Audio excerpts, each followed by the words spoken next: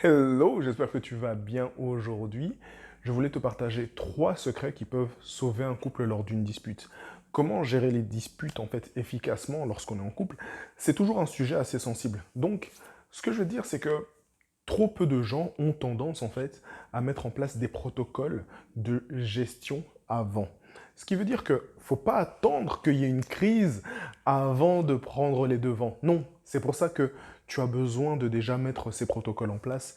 Et là, je vais t'en partager 3 qui vont vraiment sauver ton couple si jamais ton couple est au bord de la rupture. Et j'ai envie de te partager ça parce que de base, on a tous des manques, des bagages, des blessures qu'on traîne avec soi. Et si on ne fait pas le travail correctement, eh ben, ce sont ces choses-là en fait qui vont détruire le couple. C'est à cause de ces petites choses insignifiantes dont on n'a peut-être pas conscience que le couple peut battre de l'aile, tu vois. Et donc, moi, ce que j'ai envie de te dire, c'est n'abandonne pas ton couple, parce que peu importe ce qui se passe, peu importe les moments difficiles, avec les bonnes stratégies, il y a moyen d'y arriver. Et donc, bienvenue sur ma chaîne, je me présente Yannick Lassman, je suis coach expert en résilience. Mon but au travers de cette chaîne, c'est de te montrer que peu importe tes blessures émotionnelles, peu importe ton vécu, peu importe tes bagages, ce n'est pas une excuse pour passer à côté du bonheur. Donc, like, abonne-toi, active la cloche, comme ça tu manques aucune de mes prochaines vidéos. Et bien sûr, si tu connais un couple qui aime bien se taper dessus, vas-y, partage-leur la vidéo. Ça va les aider. Non, allez. Ce que je veux dire, c'est que, premièrement, lors d'un couple, on a 2 individualités. Ça veut dire que chacun, en fait, se comporte de manière différente et chacun va vouloir dire non, mais tu sais, moi je suis comme ça et parce que je suis comme ça, tu dois me gérer comme ça. Et c'est plus simple de faire de ma manière. Je ne sais pas si tu es d'accord avec ça. Dis-moi déjà dans les commentaires si tu penses que c'est mieux de trouver une manière qui soit plus facile en fonction de la personne, tu vois, la plus facile à gérer dans le couple. Ça veut dire que si tu as un protocole à mettre en place, est-ce que tu vas le faire en fonction d'une des 2 personnes? Moi, justement, j'ai une autre perspective sur ça. Je pense que on est un peu en mode 50-50. Ça veut dire que qu'est-ce qui va se passer lorsque tu n'auras pas la force de faire le protocole? Tu vois, qu'est-ce qui va se passer lorsque tu n'auras pas la force de pouvoir faire en fonction de l'autre, des besoins de l'autre et de ce que vous vous êtes dit que vous allez faire? Eh ben, il n'y aura rien en fait. C'est pour ça que moi, je suis plus dans le mode 50-50. Ok, il y a un moment où ça va être moi, parce que parfois, je suis... Regarde, t'as un couple, en fait, t'en as un qui est plus impulsif ou plus impulsive, et qui a envie de régler les conflits directement, et tu as une autre personne qui a plus facilement tendance à aller faire un tour. À certains moments, le fait que la personne fasse son tour, c'est quelque chose qui peut justement aider à calmer les esprits. Et je ne dis pas que c'est pas quelque chose qu'il ne faut pas faire, tu vois. Je ne dis pas que c'est une option à éviter. Je dis, ok, une personne a besoin d'aller se calmer pour pouvoir mieux répondre à l'autre, et l'autre personne, en fait, est en train de bouillir et de se dire quand l'autre va arriver, je vais pouvoir dire tout ce que j'ai besoin de dire. Mais donc, ça veut dire qu'il y en a un qui va se sentir bien et l'autre qui va se sentir un peu lésé.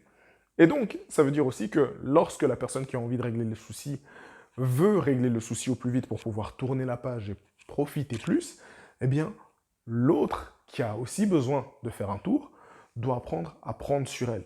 Ce qui veut dire que le challenge est le même en fait pour les deux. Ça veut dire que les 2 personnes doivent apprendre à prendre sur elles-mêmes à un moment du couple.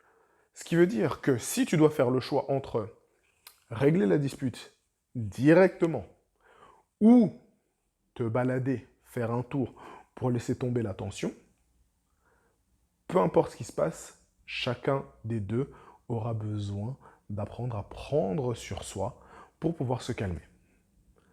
Est-ce que mieux vaut que ce soit l'un? Est-ce que mieux vaut que ce soit l'autre? Ou bien que ça puisse être chacun des deux? Moi, ce que je propose, en général, c'est trouver, en fait, vraiment un équilibre. Maintenant, tu me dis en commentaire, toi, ce que tu penses par rapport à ça. J'ai aussi une autre histoire pour les personnes qui aiment bien se disputer et qui sont très, très, très têtues. Ce sont 2 amis qui se parlent, et tu vois, il y a une femme qui dit à sa meilleure amie, écoute, moi j'en ai marre de mon mari, il est parti, il est en train de me faire la tête et tout, il est revenu, mais j'ai pas envie de lui parler. J'ai pas envie de lui parler parce que c'est lui qui a été faire la bêtise. Et si je vais encore cette fois vers lui, je vais pas me sentir bien par rapport à tout ça. Parce que c'est toujours moi qui fais le pas. Et j'en ai marre et j'ai envie qu'il fasse le pas lui aussi. Et sa meilleure amie lui dit, ben, tu sais, je t'ai pas raconté pourquoi, en fait, mon ex-mari est décédé. On avait eu une dispute, et justement, j'ai fait la même chose que toi.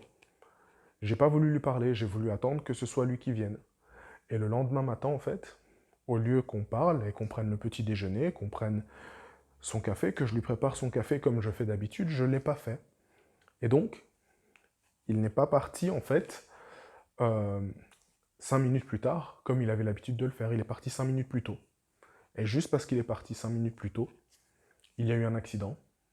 Et plus jamais je m'en veux, en fait. Et je m'en veux parce que plus jamais, en fait, je pourrais lui parler, ou plus jamais je pourrais m'excuser ou bien remettre les choses à plat. Et maintenant, je n'ai même plus l'occasion de pouvoir le faire, de pouvoir lui dire que je regrette ou qu'on ait pu éclaircir ce malentendu. Tout ça pourquoi? Parce qu'on n'a pas voulu discuter. Parce que chacun avait une forte tête. À cause de l'ego. Donc, ce que j'ai envie de te dire, c'est que si tu fais tomber l'ego, tu ne sais pas ce qui peut se passer. Et lorsque deux personnes, en fait, un principe pour toutes les personnes qui sont croyantes, c'est de ne jamais s'endormir sur de la rancœur ou sur une dispute. Jamais. Parce que tu ne sais pas ce qui peut se passer le lendemain. Et donc, pour moi, c'est ça aussi quelque chose de très très important. C'est que lorsqu'il y a ce genre de choses, lorsqu'il y a une dispute, mieux vaut la régler le plus tôt possible pour dormir. Parce que parfois, en fait, tu peux être en insomnie. Tu peux arriver à pas dormir du tout. Pourquoi? Parce que tu as la colère sur l'autre et tu dis, ouais, en plus, l'autre, il est là en train de dormir, il est là en train de ronfler et tout, et j'arrive même pas à dormir et il s'est même pas excusé. Tu vois, je veux dire, ça peut être des trucs comme ça. Et après, on ne sait pas ce qui peut se passer le lendemain. À quoi bon prendre le risque de passer une mauvaise soirée au lieu de se dire que tout ce dont chaque couple sain a besoin, c'est de pouvoir se réconcilier et de pouvoir dormir sur ses deux oreilles et de profiter. Et que s'il meurt, bah, au moins, voilà, il va mourir, mais tu l'auras pardonné, donc tu n'auras pas de la rancœur, tu vois. Un peu trop trash, peut-être? Ok.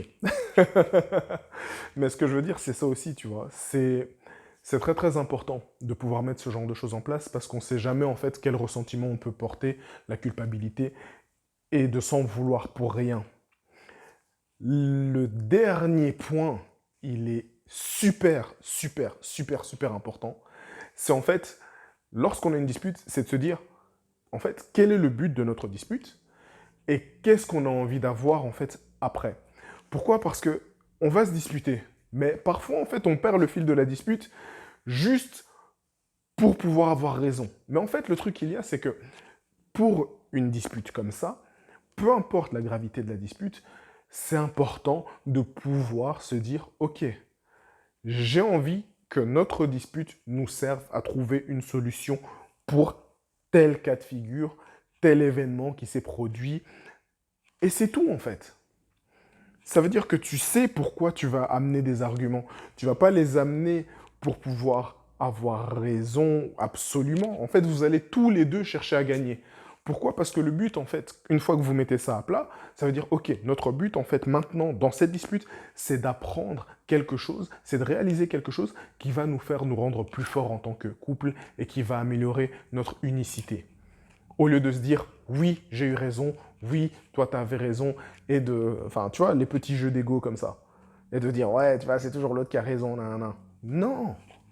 Le plus important, c'est de trouver pourquoi, et surtout, comment ce que vous êtes en train de traverser là peut être utilisé comme quelque chose qui va vous rendre plus proche et plus fort. Sans ça, les disputes ne servent absolument à rien. Parce que sinon, il n'y a pas de leçon. J'espère que tu as apprécié cette vidéo, bien entendu. Lâche-moi un like, vraiment, dis-moi ce que tu as pensé de cette vidéo, bien entendu. Tout ça, comme je te l'ai dit, partage, partage, partage. Si tu as aimé et que tu penses que ça peut apporter de la valeur à quelqu'un, partage. Et je te dis à la semaine prochaine.